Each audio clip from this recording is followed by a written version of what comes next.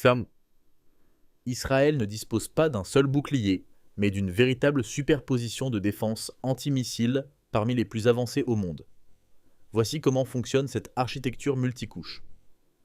Au plus bas niveau, le célèbre dôme de fer intercepte les roquettes et obus de courte portée, jusqu'à 70 km, principalement ceux tirés par le Hamas ou le Hezbollah.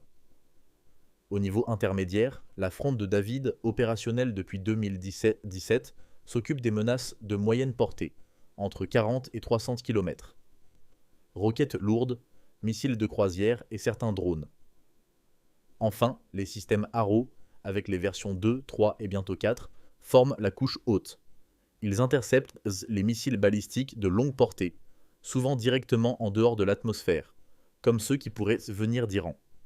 Et depuis fin 2025, un quatrième élément vient compléter le dispositif, l'Iron Beam, un système laser destiné aux menaces à très bas coût.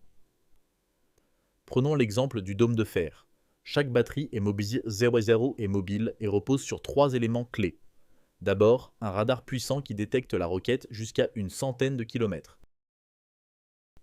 Ensuite, la station de contrôle analyse en quelques secondes la trajectoire. Si la roquette se dirige vers une zone inhabitée ou non stratégique, le système choisit délibérément de ne pas tirer, afin d'économiser ses munitions précieuses. Enfin, si la menace est réelle, un lanceur tire un missile intercepteur Tamir, qui explose à proximité de la cible et la détruit en plein vol. Ce filtrage intelligent est l'une des grandes forces du système. Malgré un taux de réussite souvent supérieur à 85 à 90% sur les roquettes jugées dangereuses, le dôme de fer a des limites. Lors d'un barrage massif et simultané, comme les milliers de roquettes tirées par le Hamas le 7 octobre 2023, le système peut atteindre son seuil de saturation. Les batteries s'épuisent et certaines roquettes passent. De plus, les nouvelles menaces, drones en essaim, missiles plus précis ou potentiellement hypersoniques, compliquent la tâche d'un système initialement conçu pour des roquettes artisanales relativement simples.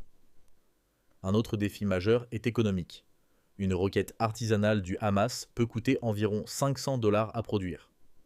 En face, chaque missile Tamir du dôme de fer coûte entre 40 000 et 80 000 $, parfois plus selon les lots.